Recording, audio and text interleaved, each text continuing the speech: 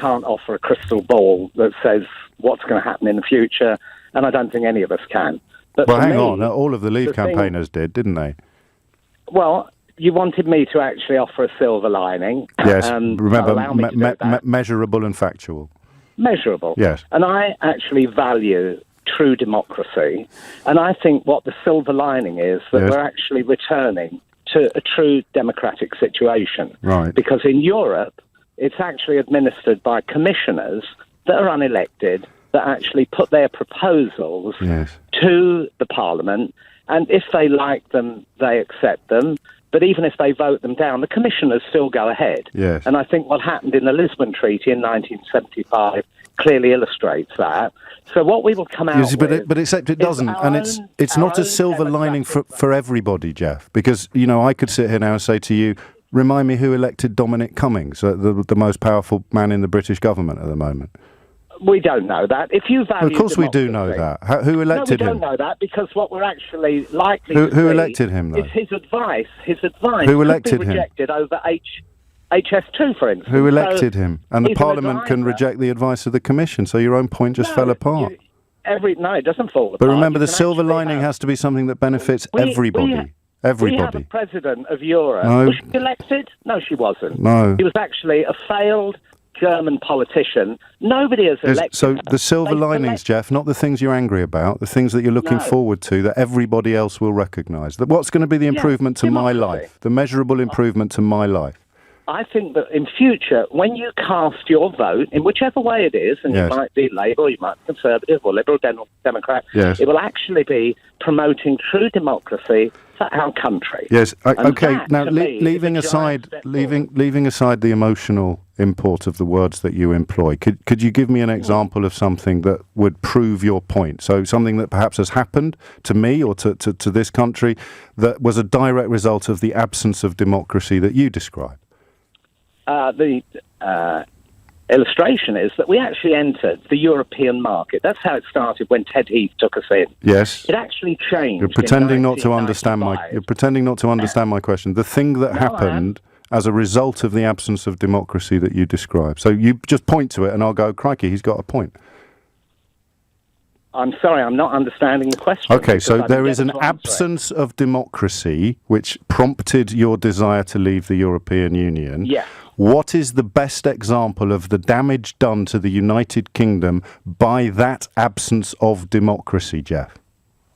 I think the damage is the amount of money that it's actually cost us that could have been well spent on other things that when we democratically vote for right, and Jeff, there's not a single economic analysis in the world that thinks that we have made net losses from our European Union membership. Membership of the single market has been the biggest provider, as Margaret Thatcher predicted it would be, of prosperity and commercial success to this country in, well, actually, not to be hyperbolical, in history. So I'm just going to ask you again. I think no, Jeff, I need to give you another chance. Jeff, I think we would have done that anyway. We've already gone down to 7th, I think. I don't think so. No, but anyway, the absence of democracy is responsible. There are 196 countries in the world. I think to be 7th, that doesn't sound too bad to me either. But 30 seconds ago, you didn't think we'd gone down. I beg your pardon? Yes, I bet you do.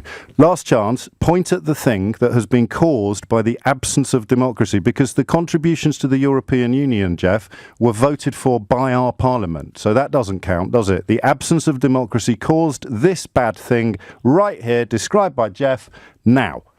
We didn't actually... When Cameron went back and actually had a list of 6 things that he wanted from the European Union, they actually rejected all of them, and he came back. Yes, but that's democracy, Jeff. If one person, of course it is. If it was all right, Jeff. Last chance, mate. Name those 6 things. In Europe. I think I've illustrated it well. I think you're just not being receptive. Jeff, please don't hang up. Jeff, please don't hang up. Please, Jeff, give me one example. I've illustrated examples. You haven't, mate. You need to point at something and say, that's what happens when we don't have democracy. What are you pointing at? What do we have when we don't have democracy? Point at the thing caused by the absence of democracy that our European Union membership entailed. It's your point, not mine. Don't get cross about me about how confused it is. I'm not getting cross. I'm just... So what is it? Look, we've got no democracy and we're getting it back. And the best proof that we didn't have proper democracy is... I think we would have done that anyway. Point at the thing caused by the absence of democracy that our European Union membership entailed. It's your point, not mine. Don't get cross about me about how confused it is. So what is it? Look, we've got no democracy and we're getting it back. And the best proof that we didn't have proper democracy is... Sorry. So am I. My view is that we should look at every bit of legislation that's been passed since 2008, really, and go through it. And, so I think he'll probably need a little bit more specifics than that, won't he? Well, maybe. But, so let's help him out with some specifics. An example for you would be, say, the energy calculation on washing machines. Yes. It's not fit for purpose. Talk us through it. I mean, to be fair, everything that's been passed since 2008, and I say, give me the highlights, and you say energy on washing machines. There are thousands, but this is just an example. It's the way they're written, you know. Yes. Are you in the washing machine business? No, I'm not. It's an example that I was challenged by a friend to give this answer to you know that you're asking as well, and so I had to look up and read some European legislation. But you had to look it up after you'd said that it was a good idea.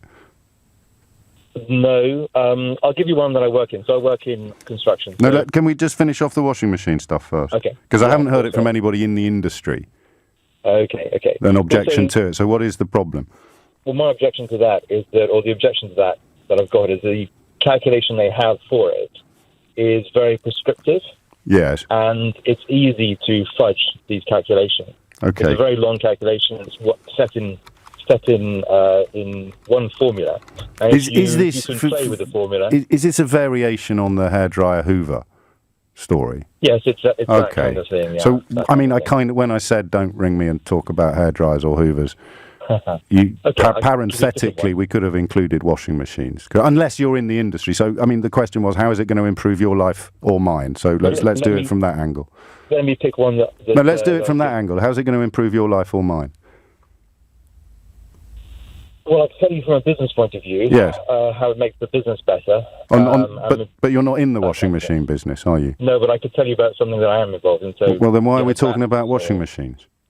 Well, because that's one as well, and you didn't want to talk about it. So no, I do. I want you to tell me how changing this regulation is going to make your life or my life better.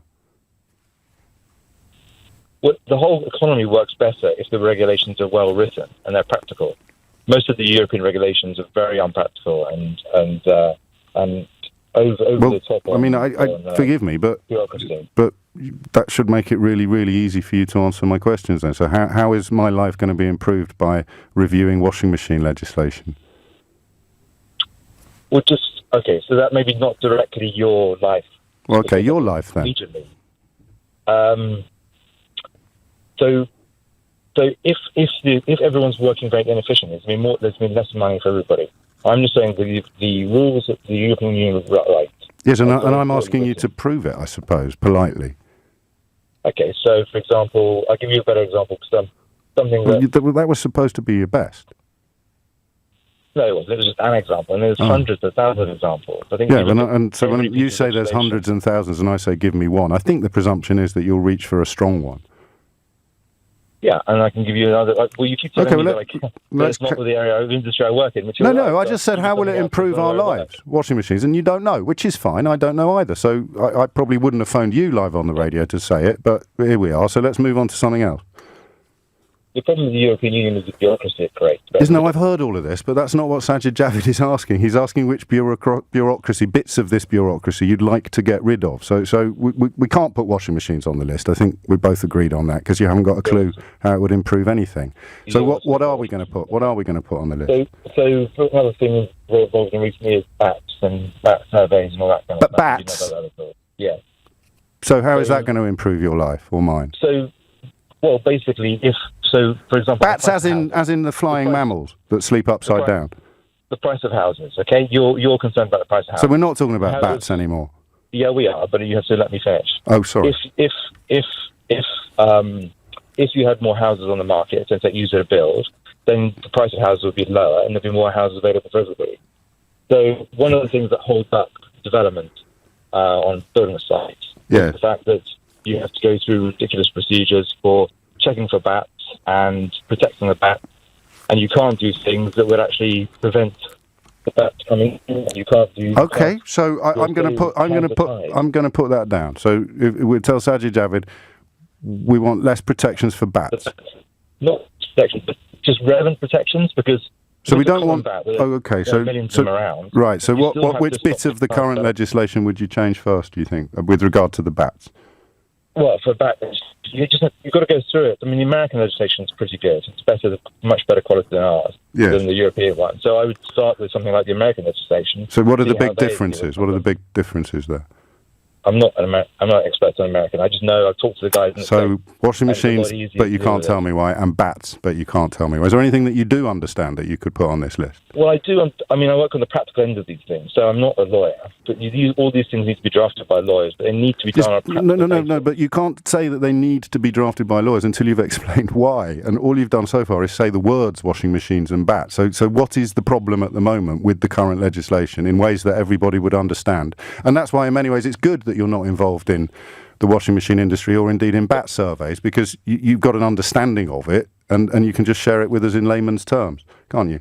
So in bat surveys, basically you've got to protect the bats, which is a reasonable thing to do, and I agree with that. Right, so which bit don't you agree with then?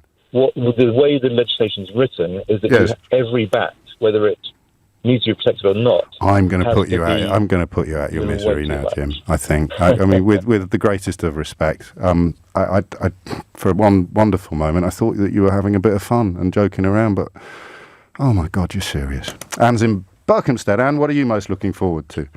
It's the Working Time Directive. So there are companies and organisations all over this land who have to record that people work on average 48 hours or less over a 13-week period. Yes. It's costing us all a fortune to do that, to record it. Right. And we're all sidestepping it because we either belong to other organisations so we can get our hours up, or we just ignore the whole thing. And actually, the whole legislation is a farce. Okay, I'm just going to dig down into it a little bit further. And the world may have changed since I signed an exemption to the Working Time Directive when I was a newspaper journalist. So what is it that you want to be able to do that you can't currently do? I want to be able to work 2 hours or 100 hours, and that's my choice and not legislation. Who is currently stopping you from doing that? The European legislation on the Working Time Directive. But I know lots of people putting in loads and most often lorry drivers, oddly. So what is it that you do? What line of work are you in? Well, I'm in all sorts of lines of work. I'm a retired ex-director from the council. And you want to be free to work 100 hours a week doing what? Well, anything I want to do. I know, but you've retired. So in terms of what would you want to be doing with those 100 hours? So one of the things that I do is recovery management. So when an organisation is failing. Yes. And one of the things that it needs is manpower and my effort. And but I suppose what I mean is when you hit 49 hours, who is it that comes around and locks you in a box? Nobody at all at the moment until I do that more than 48 hours a week over a 13-week period. Yeah, and then who turns up and tells you off? Because I know loads of people that are doing that. Yeah, there are lots of people who are doing it. But if you wanted... So, for example, if I'm in the care industry... I think I prefer the bat. So I'm in the care... No, it's nothing to do with bats. I'm in the care industry. Batty. And I have some people with some really complex, challenging behaviour, and I need to increase my staffing levels considerably. And somebody will say, "I'm sorry, but I'm over my 48 hours." Yes. And actually, that's not acceptable. Oh well, no, hang on, you've changed your tune now. So what you're saying is that you want people to be forced to work more than 48 hours, not to have No, I want to be able for people to say. But what if they don't want to work more than 48 hours? I'm happy to put the hours in, but I can't at the moment. But no, they can at the moment. We've just established and the other thing is the bureaucracy, the recording. So I have staff sitting there. Well, you did have before you retired. Yes. Yes. But they're doing it now. Yes. People just sitting there. Well, they're keeping a record of how many hours they've worked. How many hours people have worked. Yes. So and if you don't keep that record, how would you know how much to pay them? Well, the point is that they're actually not just saying how many hours they're working, but on average if they're going over the 48-hour week. So this week I might do 56. And next week because that's a protection for workers in that no employer has the right to order you to work more than 48 hours a week, but you are perfectly... But no, hang on, I need to finish this because one of us doesn't understand it. Yes, you do. You have the right to do whatever you want. Your employer doesn't have the right to order you to do more than you want to. No, and they've taken 48. They've taken 48 hours as the cut-off point.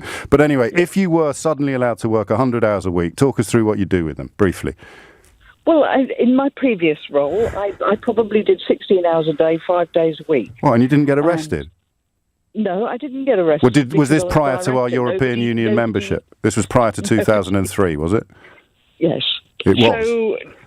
So the point is that when I needed to put the hours in, I could. And then when I needed to go off for coffee because of stress levels, I could. Okay, and now you can't. That's just not true, but have a wonderful day. Paul's in Chelsea. Paul, what are you going to put on my list?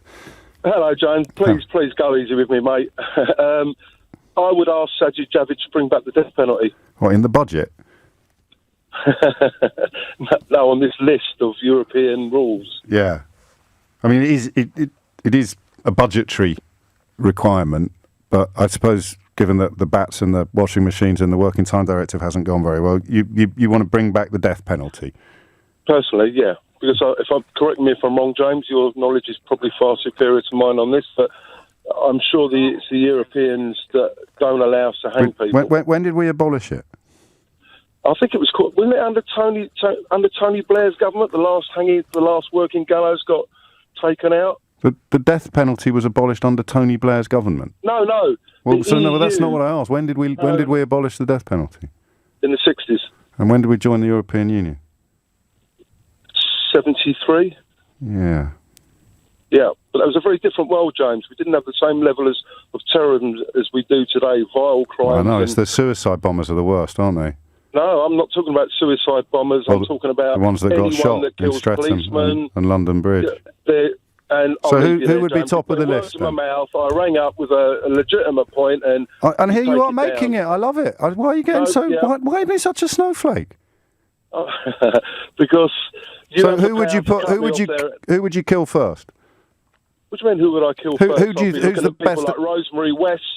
I think she's dead, isn't she? Okay, there we go. Have a good day, James.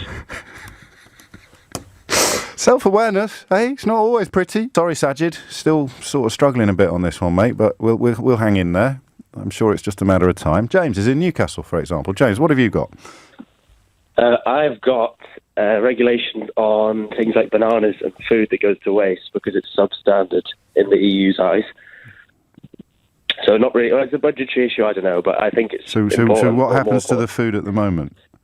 Well, it's wasted. If a banana's not the right shape, then it's... You're joking me. No, I'm serious. No, you're not.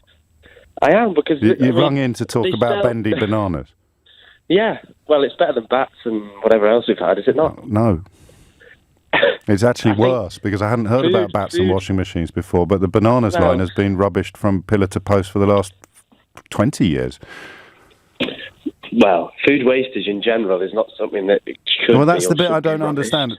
Food. So you think that bananas that don't measure up to a certain standard all get thrown away into a big bin? They're not sold, or carrots that are a strange shape aren't sold in the same packets as the ones that are. They are in other European countries. 5 inches long. They are in Greece and France.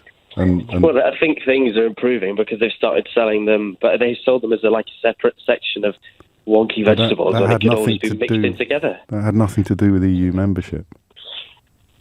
There is an EU regulation on bananas, and I'm not kidding you. It's a real life thing. Yeah.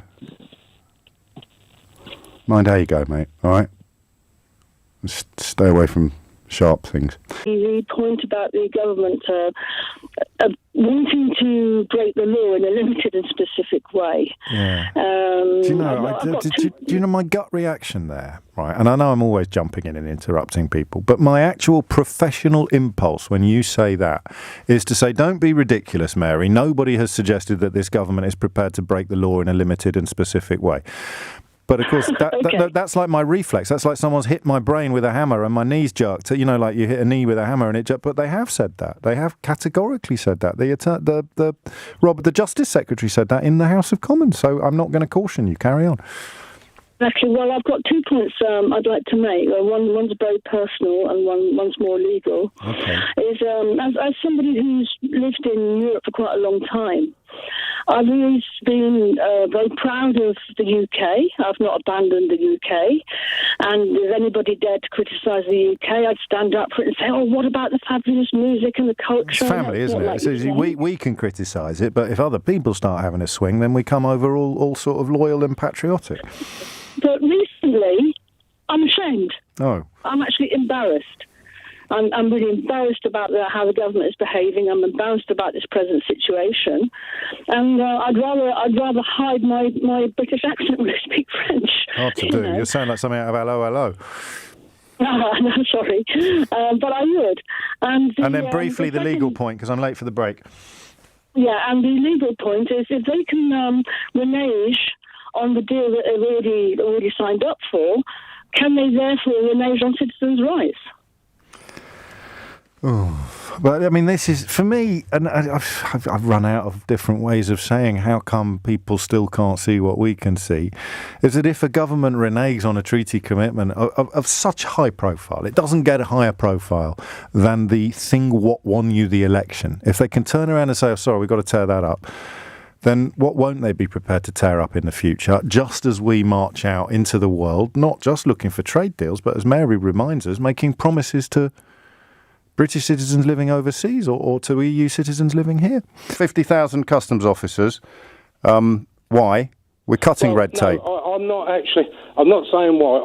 I work on the other side of the fence. I work for a customs clearance agent. Right. So we're preparing the paperwork prior to it going for customs. Yes. Mr. Farage always said it would take 7 seconds to clear a truck. Well, that's all right when you're hitting a computer button. Yes. But we're the people who are spending an hour or two preparing the paperwork for it to go to customs. Yes, but I mean, to be fair to Mr. Farage, just because he said it once doesn't mean he didn't say the polar opposite 20 seconds later. But I've worked in the business since before we stopped doing the customs paperwork for Germany, Holland, France, etc. Now, hang on, let me pause you, because this is the school of thought I sometimes encounter, that you're describing. People go, well, we got on perfectly well before we joined the European... I'm trying to explain to you why it's going to be a major problem, because in those days we had 800,000 trucks per year crossing the Channel. We've subsequently got the Eurotunnel. We're now at 4.5 million. Now that works out at about 8,000 a day. And that's just Dover? Yes. That's the Port of Dover and Eurotunnel. The fella on before who said it was 1,200 a day in total for the entire country. I did worry that I was a little... the thing is, he doesn't work in the business. But he just said that on the radio. I was worried I'd been a little bit too dismissive of him. In retrospect, Steve, I might get him back on the line and shout at him. Yeah. So what's going to happen? What's going to happen?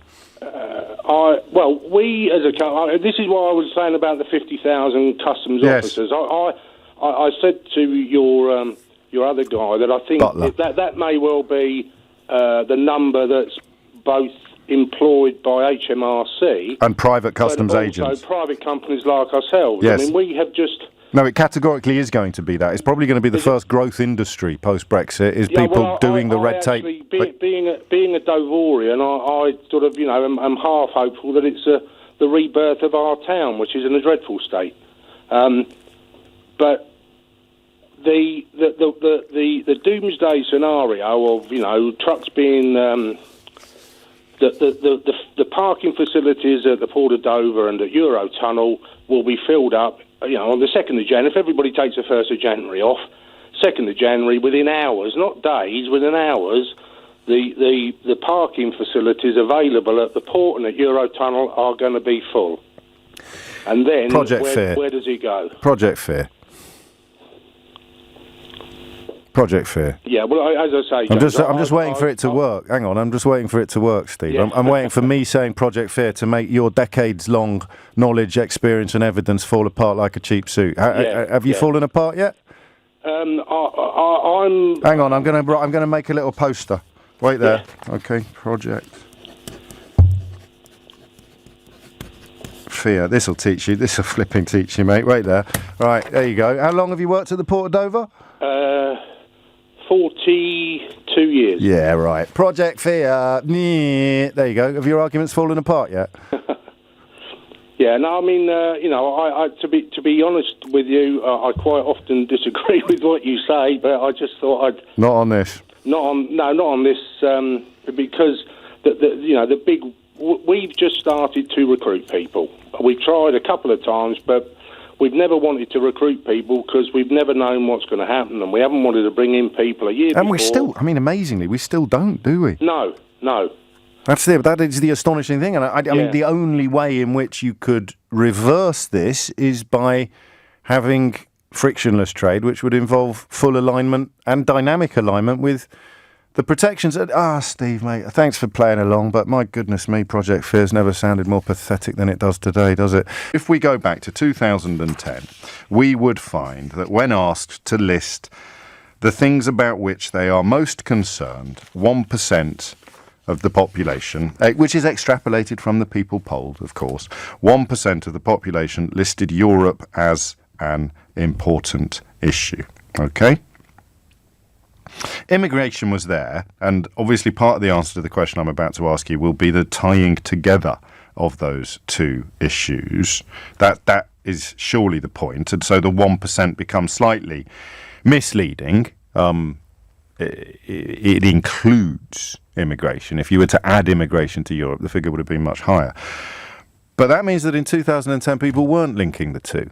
If you fast forward to 2014, when we had some European elections, only 8% of the population identified Europe as a concern. So the short answer to the question I'm about to ask you is that people who were concerned about immigration were persuaded that leaving the European Union would address their concerns.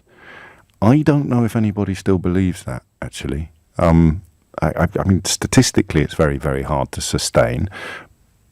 But we're going to have to pretend for at least one generation that it's true, because the alternative is to admit a mistake. And the chance to admit that mistake expired in December of 2019.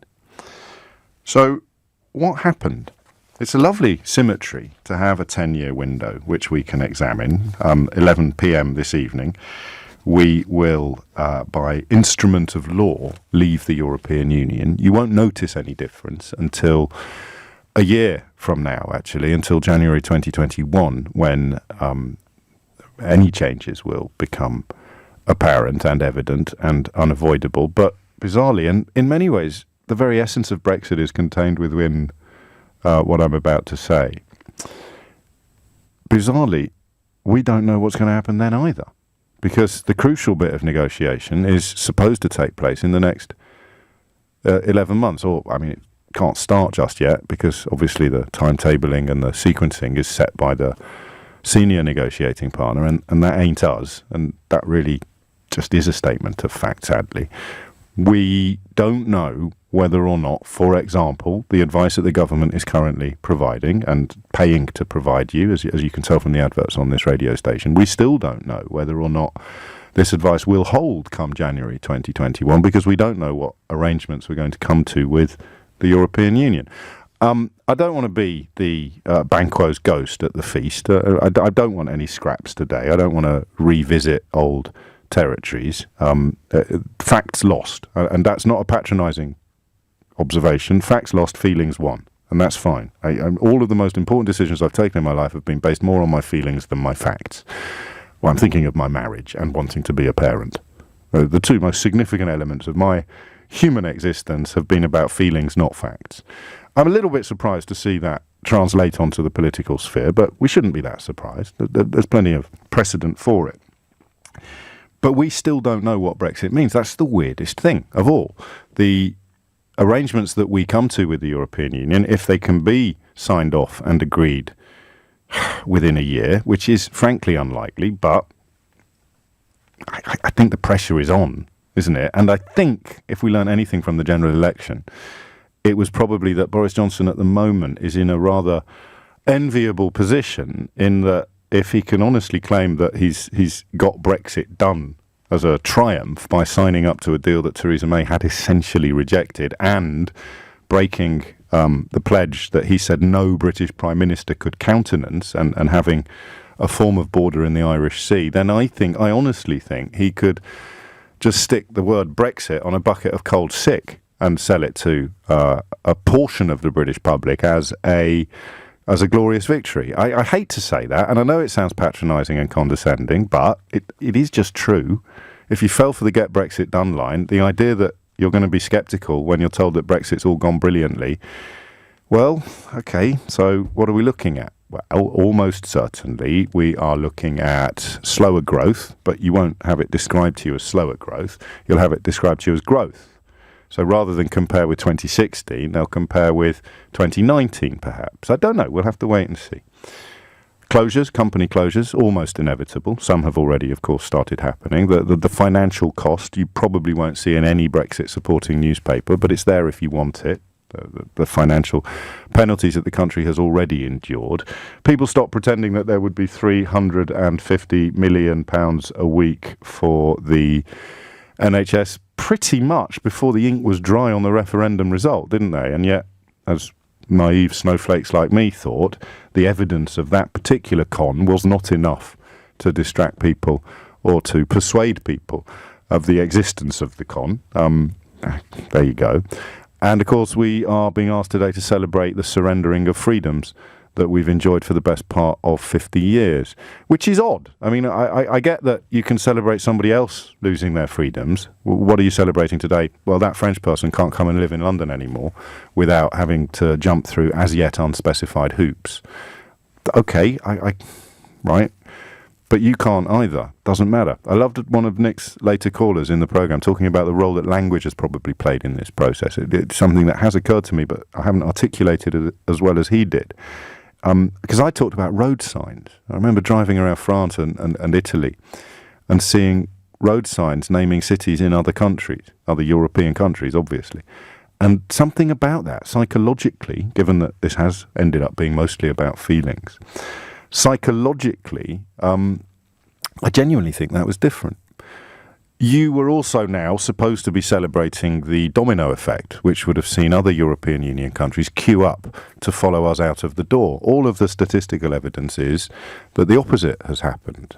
We have arguably done more for European Union unity by leaving and showing our former partners what leaving looks like than the world's most effective spin doctors, demagogues and gurus could have achieved, because they look at the reality of what we've done and decide. Even Marine Le Pen and Matteo Salvini in Italy have stepped back sharpish from the precipice of any form of European Union exit for their countries, France and Italy, and they are, politicians who don't even pretend that they're not far right. We still, in this country, labour under the ministrations of people in public life who pretend they're not far right while behaving.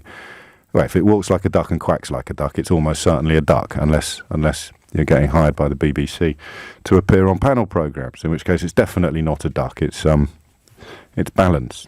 So I want positive answers as well, maybe, if that's not too much to ask. I don't think it would have been helpful today if you're wondering what questions I decided not to ask you. The obvious one would have been, so what exactly are you celebrating? But, I mean, we both know the answer to that. You're celebrating either profoundly important feelings or meaningless slogans, depending on your perspective. So I say, what are you celebrating? And you say freedom, and you mean it. You have been persuaded that you're somehow freer tomorrow morning than you are this morning.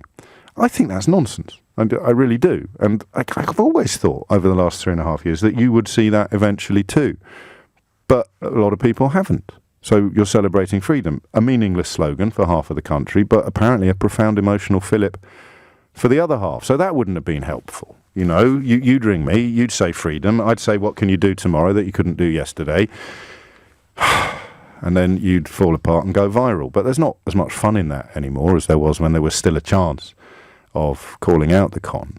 I always think of that line in Clockwise, written by Michael Frayn, issued by John Cleese. A beautiful line, which I'll slightly get wrong because I haven't got it in front of me. But it's not the despair, Dawn. I can cope with the despair. It's the hope that gets me every time. And oddly, the result of the last general election took away any hope for people who would rather stay part of the largest trading bloc in the world and enjoy freedom of movement to just over 30 countries in which you'd be free to work, study, live and love. What are you celebrating today? Well, we can't move there anymore. All right, crack on. So that's why I'm not trying to be funny today by asking you to ring in and parrot a slogan about freedom or sovereignty or possibly fish and blue passports. Although fish is looking a bit iffy now, to be honest with you, and the blue passports have been made in France. But hey, get your little flag out, wave it away. That wouldn't be helpful. It would also be a bit disrespectful, I think, for one day only. Even if you don't know what you're celebrating, nobody should be a party pooper. All right? So what happened? Over that 10-year period, with the caveats that I've already put in place, we've gone from 1% of the country thinking that Europe was a major issue, a significant issue in their lives, to Europe being the defining issue for this country and the next 2, 3, 4 generations. I mean, who knows how things are going to pan out? Again, you know, that was the other runner and rider this morning. The other possibility for conversation would have been the penny drop moments when you thought everybody else would realise what you understood to be the case. For me, it'd be moments like Rees-Mogg talking about how we wouldn't see the benefits for 100 years, was it, or 50? I forget.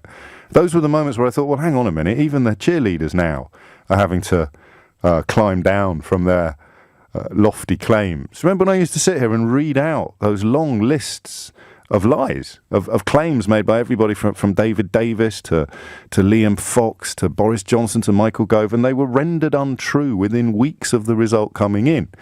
And I mean, I can't complain too vociferously because it's obviously worked wonders for my life and career, but I did honestly think that there'd come a moment where the scales tipped.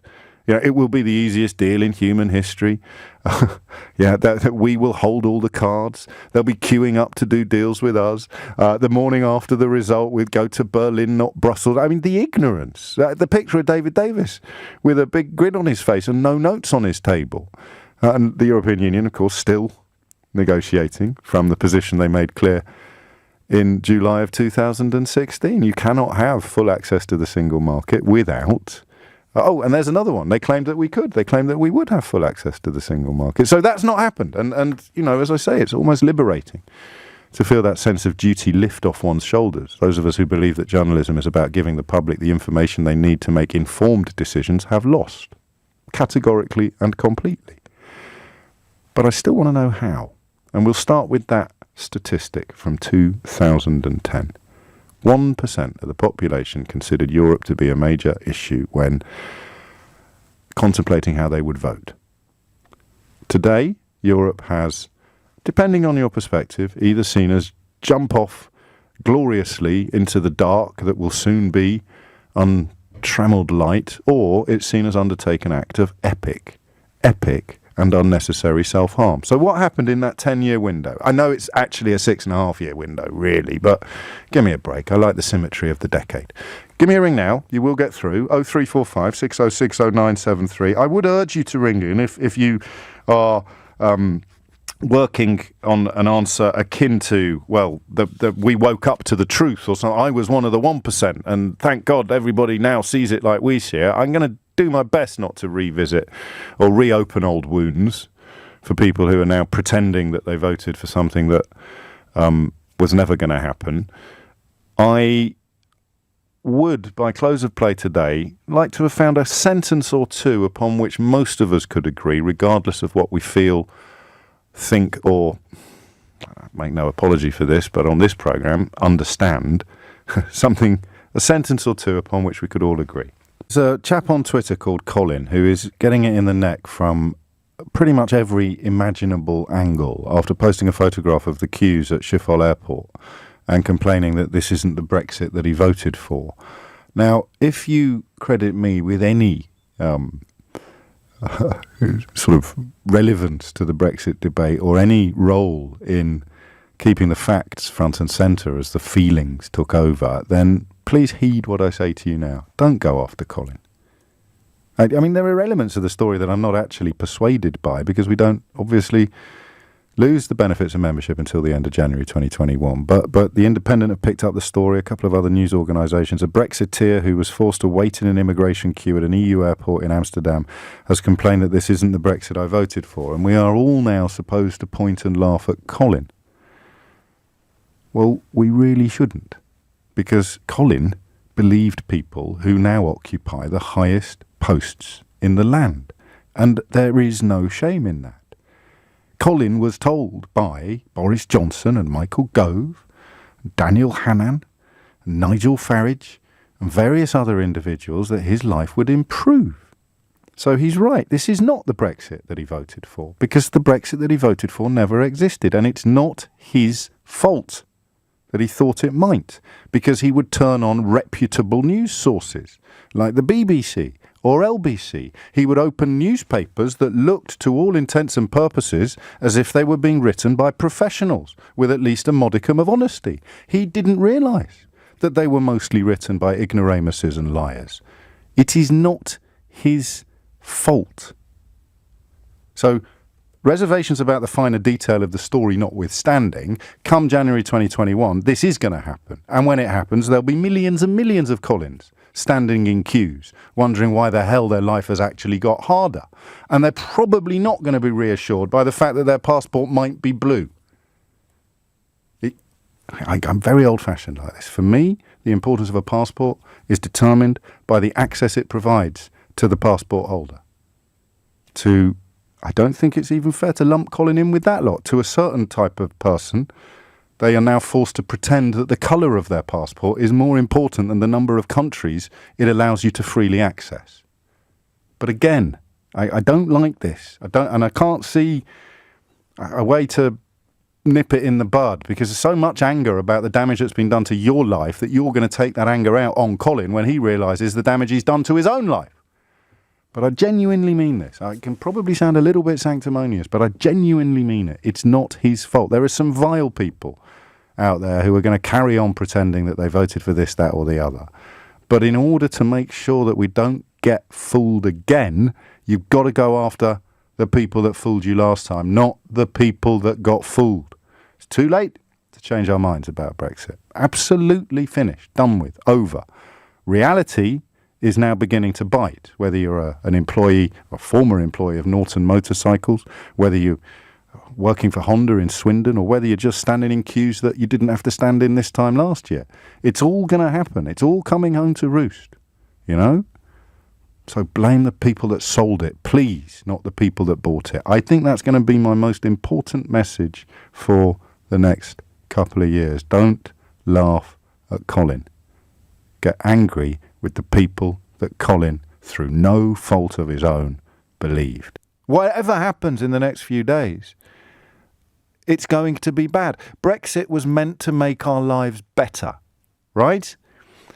Especially if you bought into the metropolitan elite nonsense that was perpetrated by people like Jacob Rees-Mogg, who went to Eton.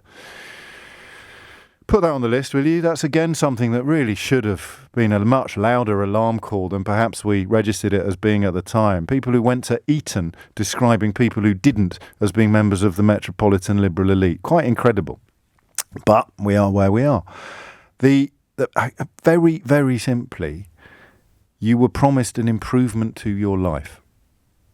That's just a fact. You were promised improvements to your life in every measurable area in the short term, and hopefully not too long, hopefully the shortest of short terms. Another one for the list, when they started saying we'll see the economic benefits in 50 years' time. Oh, okay, that's fine if you've got a few quid in the bank, but if you're already on struggle street, taking an economic hit for the next 50 years could be the difference between sinking and floating. So I fully understand that I am not the best person to be leading this quest, but I still want to be part of it. Hopefully somebody else can lead it. God knows who, though. But I still want to be part of it because I hate seeing how angry and how bitter people are. And I hate the knowledge that they've been made that way. Nobody's born like that. Nobody's ended up like that by accident. It's a conscious and deliberate effort to enrage you with false information. So, for example, now you're supposed to get cross with the National Trust because it wants to put the history of a historic house in the actual historic house. So the same people that led you to this madness also want you now to be anti-history. The National Trust suggests it might start providing more information about the history of the house that you're actually in. And you don't have to reach far to find a Daily Telegraph columnist to say, well, if they want to find out the history of the house they've actually paid to visit, they should just buy a guidebook. I mean, how bonkers do you have to be to buy into that? And I'm afraid it's not confined to the comment section of the Daily Mail anymore, like it was when I started this job. It's basically the credo of the Conservative Parliamentary Party. It's full of people who believe this stuff. People who believe that if you give food vouchers to the parents of hungry children, they'll spend them in brothels and crack dens. This actually now gets said in public by politicians. This is what Brexit has done to us. Because until you acknowledge that they were wrong, I'm not even going to say lying, until you acknowledge that they were wrong, they will carry on. So you have huge objections to the fact that there's not going to be an audience sing-along at an event that doesn't have an audience. To go back to the last night of the proms, just stop and listen to my words. Ken and everybody like Ken. They're trying to make you angry about that now. There's no audience sing-along at an event that doesn't have an audience. They're publishing the history of a house in the actual house. Black Lives Matter is a Marxist movement that wants to defund the police, and everybody who believes that Black Lives Matter or that racism exists are somehow calling for a collapse of civilization. These are just lies. It's just not true. What have you done this week? Oh, I've been sticking up for the football fans that actually boo the anti-racist endeavours on the pitch. You've been doing what? I've been sticking up for the football fans that boo the anti-racist endeavours on the actual... OK, right. And where did you stand on the Brexit vote? It's not exactly difficult to knit it together, is it? What have you been doing? I'm very, very opposed to feeding hungry school children during the school holidays. And how did you vote during the Brexit campaign? You see, they've just turned the anger that you were directing at Brussels, now that you are slowly waking up to the fact that Brussels didn't deserve any of that anger, they have to find new places to put it. Which is why they're telling you to get angry about there not being any audience sing-alongs at an event with no audience. It's why they're telling you that somehow British values are being undermined by actual history being published in an actual historic house, the history of the actual house. You see, surely, how low they hold you in their own regard if they think that you're that easy to manipulate. Cyclists. Could you imagine Nigel flipping Farage now talking about cycle lanes? The man who arguably did as much as anybody else to bring the entire country to the precipice of catastrophe, now getting paid by the Barclay brothers to wang on about cycle lanes? Are you going to let him do this to you? You're going to take the anger that was fermented over decades and directed towards our friends, neighbours and allies in Europe, and now you realise that anger was built on lies and nonsense. You're going to transfer it, you're going to let them transfer it to cycle lanes and audience sing-alongs and historic houses and the National Trust and Black Lives Matter. You're going to end up sticking up for the actual racists in the crowd, booing the footballers who want to take a knee. God forbid they should do any public expression of a desire to eradicate racism. What else is on the list? Anything else on that list already yet? Because these will be the new bendy bananas, you see. These will be the new 3-pin plugs. At first glance, they can sound funny or even harmless. But then they get into the bloodstream of the nation, and 10, 15 years later, almost everybody believes arrant nonsense. Utter gibberish. Complete bilge. Boris Johnson has become Prime Minister on the back of a career dedicated to publishing bilge, to lying about what the European Union member... You never would have heard his name if he hadn't stumbled accidentally, having been fired from the Times for making up quotes from his own godfather and turning up on the Daily Telegraph, being sent to Brussels and stumbling upon a wonderful tactic for the Daily Telegraph readership that involved telling them lies about the European Union, selling them tickets for the ghost train, and then sitting back and counting the cash as everybody started screaming in horror and desperately trying to get out of the ghost train, where all the ghosts were made of papier-mâché and old egg boxes. And now we're here. We're right up against it. They're not going to say sorry to you, are they? They're going to tell you to start getting cross about footballers. They're not going to say sorry to you. They're not going to say we messed this up. They're going to start encouraging you to get angry with the National Trust. They're not going to say sorry to you. They're going to tell you that school meal vouchers get spent in crack dens and brothels. They're not going to say sorry to you. They're going to tell you that cyclists are the new enemy and that Black Lives Matter is some sort of... do you know what the best evidence is of the bogusness of that? Just ask them to name the people we should avoid. Next time you hear someone wanging on about Black Lives Matter while pretending that it's not actually the eradication of racism that they're spooked by, just ask them to name the people that we should avoid.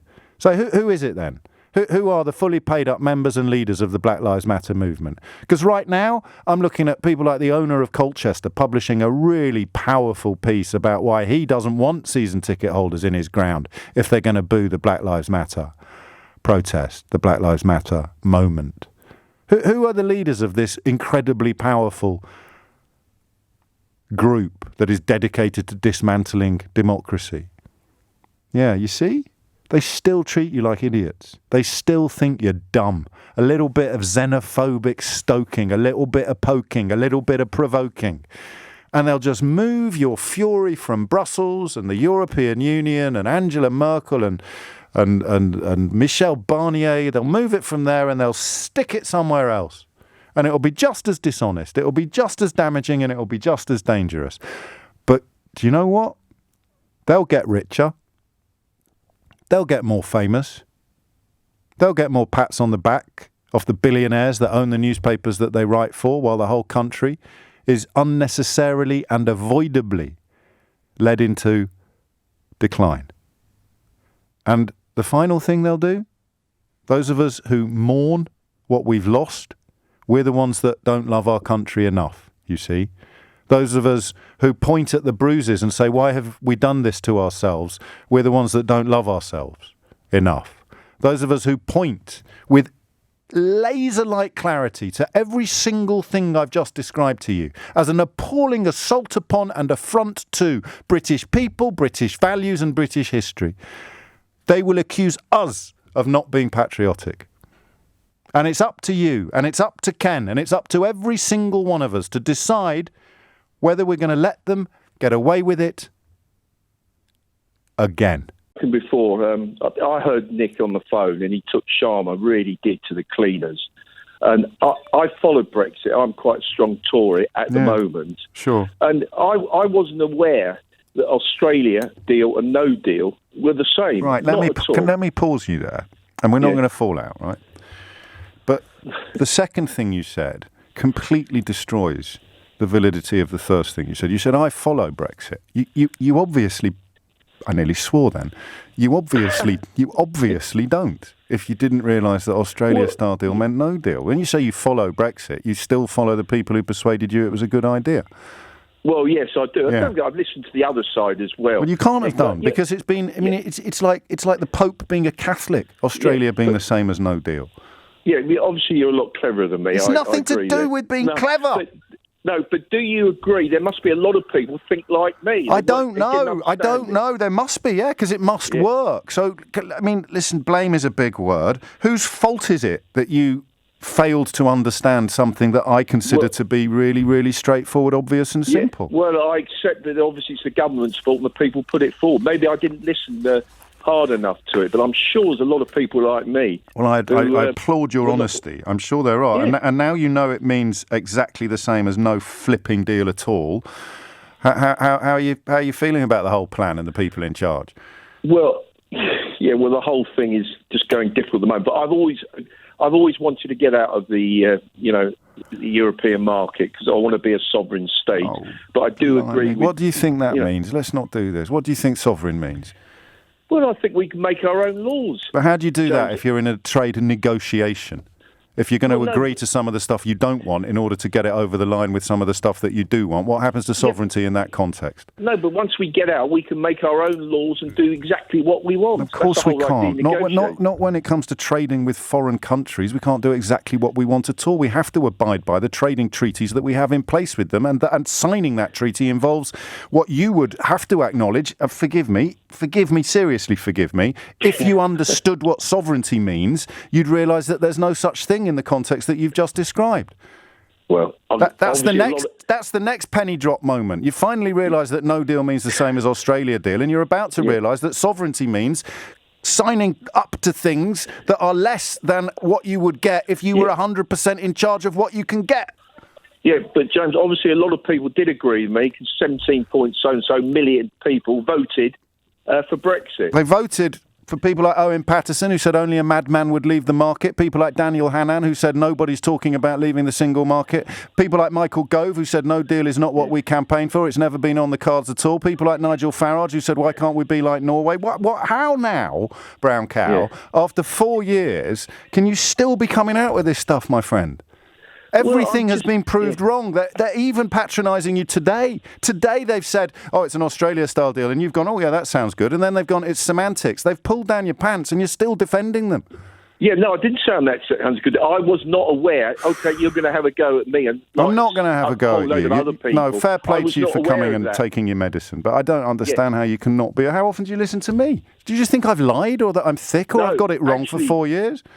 Actually, James, I hardly listen to you at all. Oh, there you go. There's the problem. And that's why you've ended up not knowing what's going on under your own nose, Peter. You silly sausage. If you'd listened to me, you wouldn't be on national radio now saying, oh, my God, I've just been conned by the people I actually voted for. I didn't actually say that at all. But, I accept various things that you say. But, the fact is, a lot of people voted for Brexit. It's as simple as that by a referendum. Mate. It doesn't mean anything. Yeah. Well, we'll see what happens in the next few months, won't we? Well, it's 6 weeks. Lorry parks in Kent, Portaloos, all down the side of the M20. People like you, decent, honest people like you, still thinking that Australia-style deal means something. What does it take? Well, no, it means a no deal. Basically, they're saying Australian deal because it sounds a lot softer than a no deal. That's what Sharma said. And that's why they're patronising you, Pete. All right, Ken, mate, this is a serious message for you and everybody like you. You have to let it go. You have to let it go, all right? You fell into a trap. You were led there by incredibly well-funded and well-resourced people. You were led there by incredibly sophisticated campaigns. You have voted to make yourself and your children and your grandchildren poorer. You voted for millions of British people to have their lifestyles diminished and many even to lose their livelihoods. But I know that you didn't do it on purpose. I know that you didn't know what you were doing. And I know that you will at some point have to let it go, okay? If you've honestly sat at home thinking, I'm going to ring James O'Brien and I'm going to get one over on him by reading out something he said about food poverty, God knows how many years ago, you didn't clock that I'd been proved completely right by precisely the opposition to Marcus Rashford's campaign to tackle food poverty. You have to see what they've done to you. They've turned you into somebody who humiliates himself on national radio and then has to run away. I haven't turned you into that. I'll take whatever abuse. You can call me a snake in the grass until you're blue in the face. But I didn't turn you into this person. And you weren't this person before this mess started. You've been turned into this person by two things: lies that you believed and a completely understandable, stubborn refusal to accept that you were lied to. There's a book available at the moment called How Not to Be Wrong, The Art of Changing Your Mind. It's by a snake in the grass, but nonetheless, I promise you that if you read it, you will reach Christmas feeling much happier and much more at peace about what has been done to you. Because it's an action that has been visited upon you. It's a corruption that you have been exposed to. It's not part of who you are. And you have to let it go. And that obviously is a message intended not just for Ken.